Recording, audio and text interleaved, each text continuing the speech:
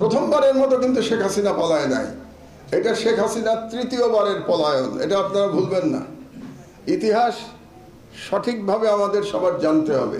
তিনবার পালিয়েছে শেখ হাসিনা, এটা তৃতীয়বারের পলায়ন। তিনবার, প্রথমবার কবে পালিয়েছে? যখন তার পিতা নিহত হয়েছিল 1975 সালের সেনা বিদ্রোহে, তার পিতা নিহত হয়েছিল এবং বাকশালের পতন হয়েছিল।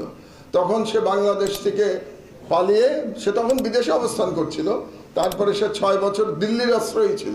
আপনারা অনেকেই হয়তো জানেন, কেউ কেউ জানেন না। 75 থেকে 81 6 বছর দিল্লির আশ্রয় ছিল এবং দিল্লি থেকে তাকে ব্রেন ওয়াশ করা হয়েছে। দিল্লি থেকে তাকে শেখানো হয়েছে কিভাবে বাংলাদেশে ফিরে এসে সে ভারতের স্বার্থ উদ্ধার করবে। এটা হলো প্রথমবারের পলায়ন। দ্বিতীয়বারের পলায়ন 1/11-র পরে। 1/11-র পরে যখন সেনাবাহিনী থেকে বলা হলো 2 নেত্রীকে পালিয়ে যেতে, 2 নেত্রীকে বলা হলো আপনাদের দেশ থেকে বের করে দিলে আপনারা বেরিয়ে যাবেন, তাহলে আপনাদের বিরুদ্ধে কোনো মামলা দেওয়া হবে না। শেখ হাসিনা একদিনও দেরি না করে বাংলাদেশ থেকে পালিয়ে গেছিল। শেখ হাসিনা, বেগম খালেদা জিয়া পালান নাই, শি রিফিউজড। তিনি বলেছিলেন আমি বাংলাদেশ ছেড়ে যাব না। আমি ইতিহাসে নিয়ে লেখাপড়া করি, এই জন্য আপনাদেরকে জানাচ্ছি।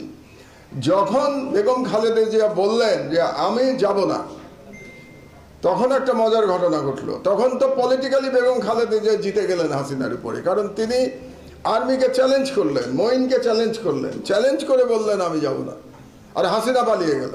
তো রাজনৈতিকভাবে হাসিনা পরাজিত হয়ে গেল। তখন মারা গেছেন ভদ্রলোক, সাংবাদিক ABM মুসা, আপনারা নাম শুনেছেন নিশ্চয়ই। ABM মুসা তো আওয়ামী লীগ, উনি আওয়ামী লীগেরই ছিলেন, উনি শেখ মুজিবুর রহমানের MP ছিলেন 73 সালে। তো ABM মুসা শেখ হাসিনাকে ফোন করলেন, ফোন করে বললেন তুমি এটা কি কাজ করলা, তুমি পালিয়ে গেলা, খালেদা জিয়া থেকে গেল, তো তুমি তো রাজনীতিতে আর ফিরতে পারবে না। কারণ খালেদা জিয়া বলবেন যে উনি সাহসী, উনি আপোষ করেন নাই, উনি আপোষহীন, যে কারণে খালেদা জিয়াকে আপোষহীন বলা হয়, যে উনি ফিরবেন না। তখন শেখ হাসিনা উন্মাদ হয়ে গেল ফিরে আসার জন্য। শেখ হাসিনাকে তখন ফিরতে দেওয়া হয় না ইনিশিয়ালি, এটাও আপনারা হয়তো জানেন না। এই কারণে তখন হোম মিনিস্টার ছিল ইত্তেফাকের মইনুল হোসেন সাহেব, হোম মিনিস্টার ছিলেন। তিনি রাজি হচ্ছিলেন না শেখ হাসিনাকে ফেরত আনতে। এই কারণে কিন্তু মইনুল হোসেনের প্রতি রাগ শেখ হাসিনার শেষ দিন পর্যন্ত ছিল। এবং আপনারা জানেন মইনুল হোসেনের উপরে কিরকম অত্যাচার করা হয়েছে। এটাও হাসিনার এক ধরনের প্রতিশোধ। হাসিনা যখন ফিরতে পারছিলেন না, তখন হাসিনা ফোন করলেন কাকে? প্রণব ব্যানার্জিকে, প্রণব বাবুকে ফোন করলেন। প্রণব বাবু তখন ভারতের পররাষ্ট্রমন্ত্রী। প্রণব বাবুকে ফোন করে বললেন যে আমাকে তো আসতে দিচ্ছে না, এখন আমি না আসলে তো রাজনৈতিকভাবে আমি জিরো হয়ে যাব, তো বেগম খালেদা জিয়া হিরো হয়ে যাবে।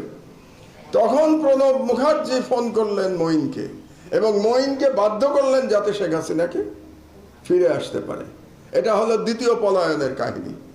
এবার হলো তৃতীয় পলায়ন। কাজে শেখ হাসিনাও যে বলে না হাসিনা পালায় না, হাসিনা পালানোর জন্যই জন্মেছে। হাসিনা পালায় না মানে কি? ও বারে বারে পালায়। ও তো পালাবেই, ওর জন্ম হয়েছে পালানোর জন্যে। এবং ওর পিতাও তো পালিয়েছিল, শুধু ও কেন পালাবে? ওর পিতা কি 71-এ পাকিস্তান আর্মির কাছে সারেন্ডার করে নাই? সারা বাংলাদেশের জনগণকে রেখে শেখ মুজিব পাকিস্তান সেনাবাহিনীর কাছে আত্মসমর্পণ করেছিল নিজের জীবন দিয়ে।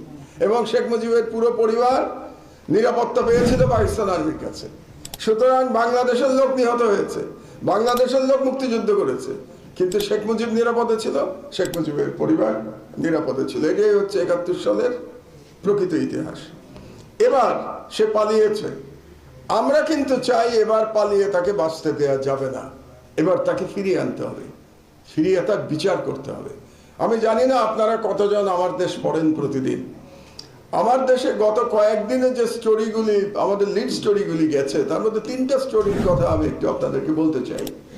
একটি স্টোরি হলো, প্রথম যেদিন আমাদের পত্রিকা বেরোলো সেদিন আমাদের লিড নিউজ ছিল যে শেখ হাসিনা ভারতকে বলেছিল বাংলাদেশ অ্যাটাক করবার জন্য, ঢাকা অ্যাটাক করতে বলেছিল শেখ হাসিনা। এক, তাহলে সে প্রধানমন্ত্রী থাকা অবস্থায় আরেকটা বিদেশি শক্তিকে বলছে বাংলাদেশে আক্রমণ চালানোর জন্য। এক। দুই, ইলিয়াস আলীকে যে গুম করে হত্যা করা হয়েছে এর ডাইরেক্ট নির্দেশদাতা শেখ হাসিনা।